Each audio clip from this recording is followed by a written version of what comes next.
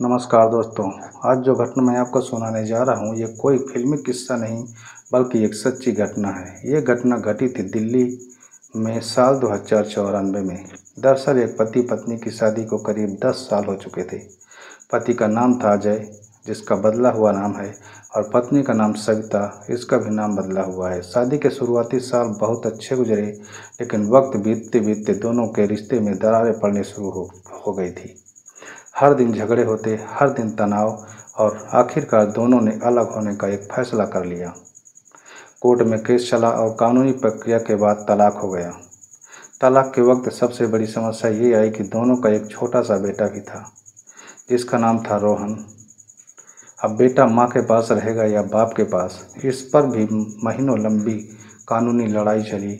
आखिरकार कोर्ट ने फैसला सुना ही दिया, बेटा माँ सविता के पास रहेगा। दोस्तों, इस फैसले के बाद ज़िंदगी तो मानो पटरी पर आनी चाहिए थी, लेकिन हुआ इसका उल्टा। सिर्फ कुछ ही महीनों बाद सविता का बेरहमी से कत्ल हो जाता है। कत्ल की वारदात इतनी खौफनाक थी कि जब पड़ोसियों ने अखबारों के जरिए इसके बारे में सुना तो सबके होश उड़ गए, सबकी नींद उड़ गई। दोस्तों, अब आगे क्या होगा इसे जानने से पहले आपसे गुजारिश है कि वीडियो को लाइक और चैनल को सब्सक्राइब जरूर कर लीजिए, और वीडियो को लास्ट तक जरूर देखें ताकि हमारा हौसला और भी बढ़ता रहे। दोस्तों, चलिए कहानी को आगे बढ़ाते हैं। अब ज़रा सोचिए दोस्तों, एक महिला अपने ही घर में अपने ही बेटे के साथ रह रही थी। पड़ोसी बताते हैं कि सविता रोज़ सुबह घर से निकलती थी, लोगों से मिलती जुलती थी, लेकिन जिस दिन ये घटना हुई सुबह 9 बजे तक भी उसका दरवाज़ा नहीं खुला। पड़ोसन ने पहले तो दरवाज़ा खटखटाया तो उधर से कोई जवाब नहीं मिला। फिर बार बार घंटी बजाई गई, लेकिन घर से कोई आवाज़ तक नहीं आई। तभी पड़ोसन ने दरवाज़ा ज़ोर से धक्का दिया और अंदर दाखिल हुई। दोस्तों, अंदर दाखिल होते ही अंदर का नज़ारा देख उसकी भी चीख निकल गई। पूरा कमरा खून से लथपथ था। फर्श, दीवारें, यहाँ तक कि पर्दे तक लाल रंग से रंगे हुए थे। कमरे में सविता की लाश पड़ी हुई थी। उसके शरीर पर 80 से ज़्यादा चाकुओं के वार थे, और वहीं कोने में बैठा था उसका बेटा रोहन, जिसके हाथ में अब भी चाकू था और कपड़े उसके पूरे सने हुए थे। तो अब सवाल उठता है, क्या एक बेटा अपनी ही मां का कत्ल कर सकता है? अगर हाँ तो क्यों? पुलिस ने मौके पर पहुंचकर रोहन को हिरासत में ले लिया। पोस्टमार्टम रिपोर्ट ने साफ कह दिया कि सविता की मौत खून के बहाव से हुई है, लगातार चाकुओं के वार की वजह से। लेकिन पुलिस और लोग सब यही सोच में पड़ रहे थे कि आखिरकार रोहन ने ऐसा क्यों किया। क्या यह सिर्फ गुस्से की वजह से हुआ या फिर इसके पीछे कोई और गहरी सच्चाई छुपी हुई थी? लेकिन जब अधिकारियों ने उसे लगातार सवालों के घेरे में लिया तो धीरे धीरे उसने बोलना शुरू कर दिया। और फिर रोहन ने कहा कि मेरी ज़िंदगी बचपन से ही टूटी हुई थी। पापा मम्मी हमेशा लड़ते रहते थे। कोर्ट ने जब मुझे मम्मी के पास भेजा तो लगा था अब सब ठीक हो जाएगा, लेकिन मम्मी ने मेरी ज़िंदगी और भी जहन्नुम में बना दिया था। तो पुलिस अफसर ने पूछा कि कैसे? रोहन ने आगे बताया, मम्मी हर वक्त मुझ पर नज़र रखती थी, मुझे दोस्तों से मिलने नहीं देती थी। अगर कोई दोस्त घर पर आ भी जाता था तो वो शक करने लगती थी। वो बार बार कहती थी कि मैं सही नहीं हूँ। वो मुझे ज़बरदस्ती बदलना चाहती थी, मेरी मर्ज़ी के खिलाफ़ मेरी ज़िंदगी चलाना चाहती थी। दोस्तों, यहाँ पुलिस को पहली बार शक हुआ कि ये मामला सिर्फ माँ बेटे के रिश्ते का नहीं है।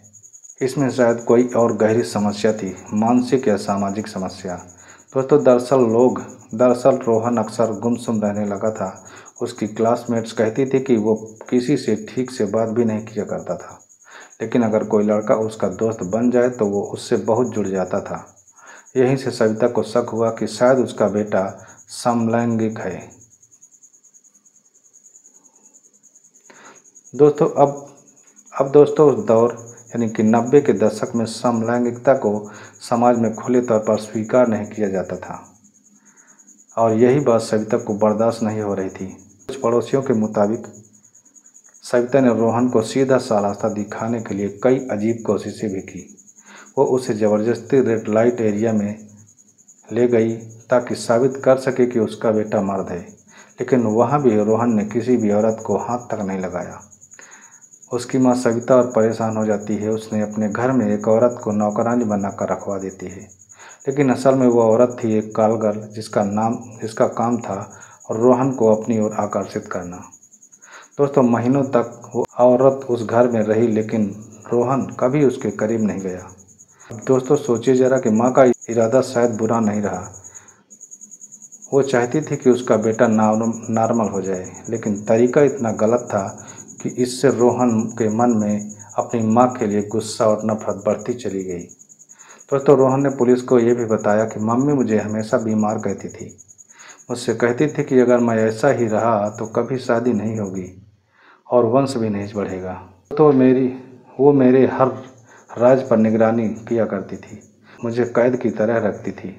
और एक दिन जब उसने मुझे ज़बरदस्ती पकड़कर बिस्तर पर लिटाया, ये चेक करने के लिए कि मैं मर्द हूँ या नहीं, तब मेरा दिमाग पूरी तरह से फट गया।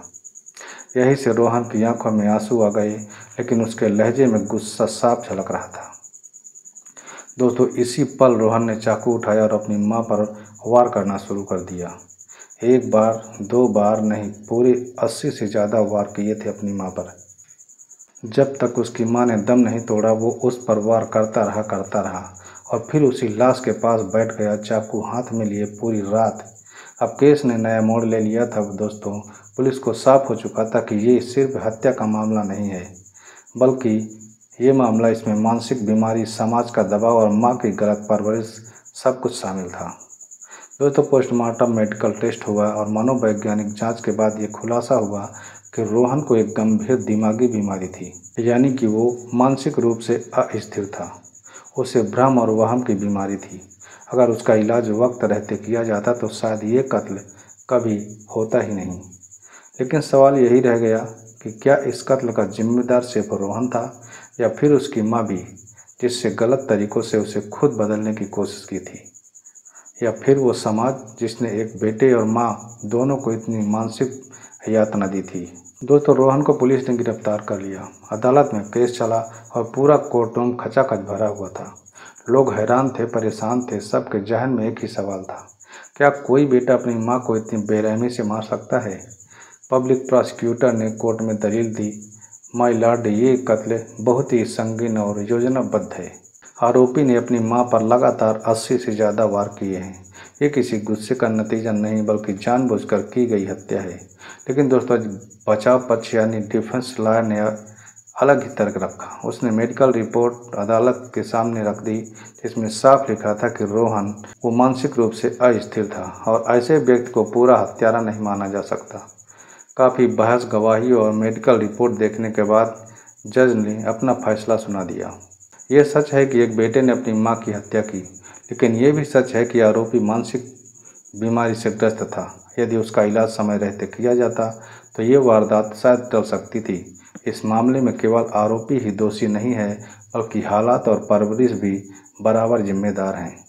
कोर्ट ने रोहन को आजीवन कारावास की जगह 8 साल की सज़ा सुनाई। साथ ही ये आदेश भी दिया कि जेल में रहते हुए उसका इलाज कराया जाएगा। दोस्तों साल 2002 में जब रोहन जेल से बाहर आया तो पूरी तरह बदल चुका था, लेकिन बदलना अच्छे मायनों में नहीं बल्कि और भी गुमसुम और भी खामोश रहने लगा।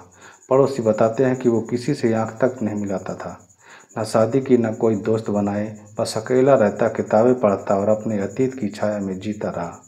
समाज ने उसे कभी अपनाया ही नहीं। लोग उसे माँ का कातिल कहकर हमेशा चिढ़ाते थे और बुलाते थे, और इसी ताने बाने में उसकी ज़िंदगी धीरे धीरे खत्म होती चली गई।